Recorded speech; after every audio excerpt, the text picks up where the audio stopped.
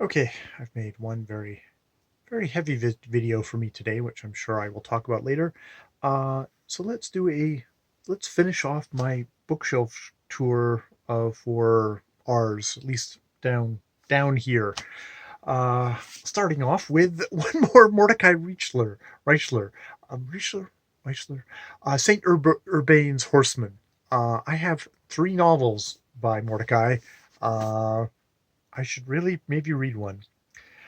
St. Urbain's Horseman is a complex, moving, and wonderfully comic evocation of a generation consumed with guilt. Know about that. Guilt at not joining every battle, at not healing every wound. God. 37-year-old Jake Hirsch is a film director of modest success, a faithful husband, and a man in disgrace.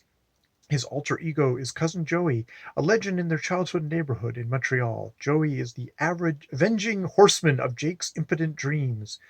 When Jake becomes embroiled in a scandalous trial in London, England, he puts his own life on trial as well as he longs for the horseman's glorious return. Reverent, deeply felt, uproariously funny, St. Urbain's Horseman confirms Mordecai Richler's reputation as a preeminent observer of the hypocrisies and absurdities of modern life. Yeah, maybe I should read this because a lot of those words chimed with me at the moment. Um, ah, David Rakoff. David Rakoff, who has a very place of honor in my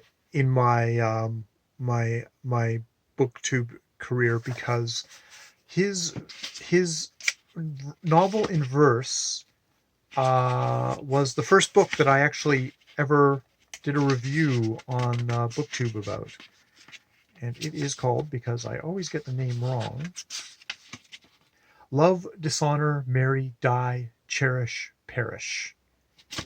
A novel by David Rakoff in rhyming verse, and I really enjoyed that book. I listened to it on audio, done by him as he was dying. It was his, I think, his final work that he was least alive for. This is Don't Get Too Comfortable. Is the indignities of coach class, the torment of low thread count, the never-ending quest for artisanal olive oil, and other first world problems. Don't Get Too Comfortable by David Rakoff. Oh my God! I just did a whole video with Black Lives Matter about all my first world white privilege bullshit. That was my contribution to Black Lives Matter. Wow. Well, it's a lived experience. So another book I should really read. Okay, thank God. A couple of books that I've actually read. Um, we'll start off with my copies of The Satanic Verses by Salman Rushdie, which I think is the first Rushdie I read, because all thanks to the Ayatollah. Um, yeah, published by the consortium, because they were threatening violence on everybody and killing all the trying to kill the translators. Um, Magic realism, imagining of a the Prophet Muhammad, and I think he mentioned the wives in there, and that got Salman Rushdie in a lot of trouble. Um, Swift in Gulliver's Travels, Voltaire and Candide, Sterne and Tristram Shandy. Salman Rushdie, it seems to me, is very much a latter-day member of their company, which we shall see, but that's definitely as savage and as taken as seriously as by uh, people who didn't read them as well.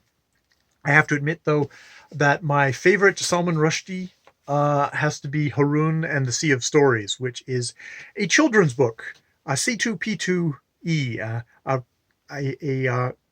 what's it? C2P2E, a process too complicated to explain. P2C2E, I guess it is, which he wrote for, I believe, his son, all about the Sea of Stories and his father, the father in the story losing the pipe of to the Sea of Stories, and Haroun battling, going off on a quest to recapture that for him. Yeah, a beautiful book, very pared down, not too far away from really the Satanic Verses in its methodology. I thought it was Rushdie being a little bit more relaxed, which I think I always enjoy in an author.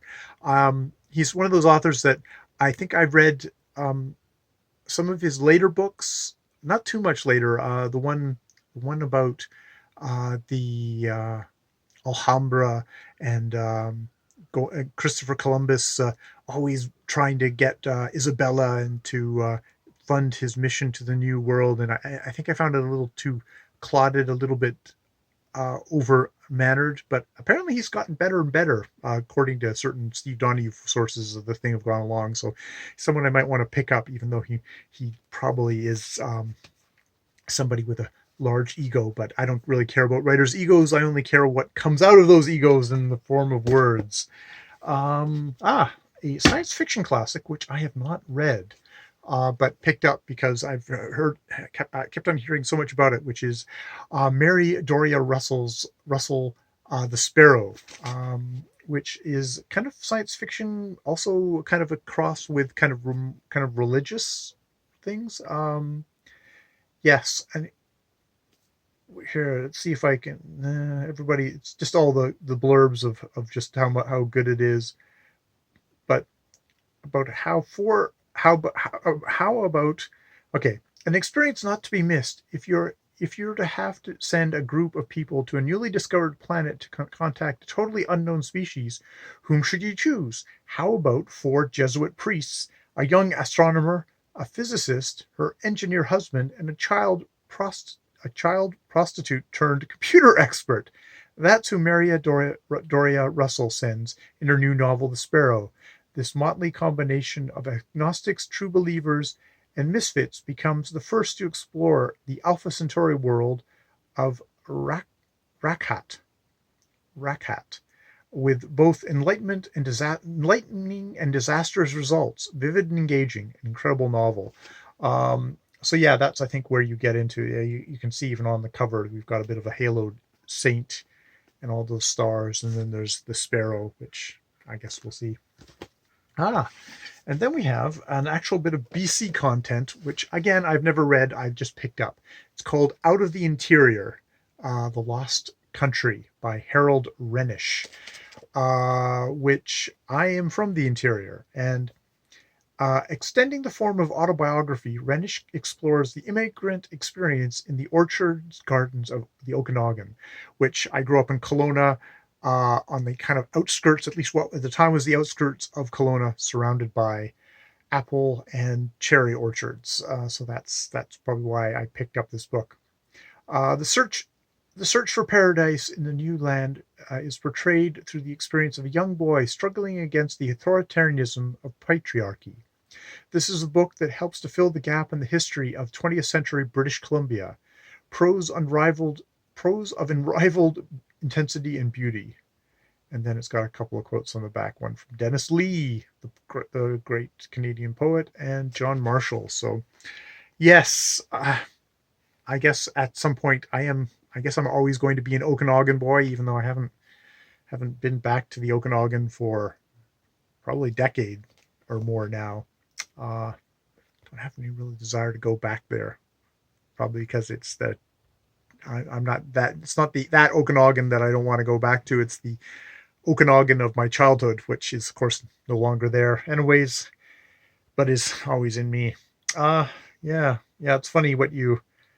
I can see why I haven't read this book, and I can see why I've held on to this book, and yeah, it'll be interesting to see what place I'm in when I want to read that. So it's funny. It's when you go through books in your bookshelf and you think, here's a book I am not ready for, and then you look at the very first books that I was looking at here, the St. Urbain's Horseman and Don't Get Too Comfortable seem like of the moment books for me, and I'm scattering the rest of the books on the floor. So I'm going to pause. I'm going to stop there.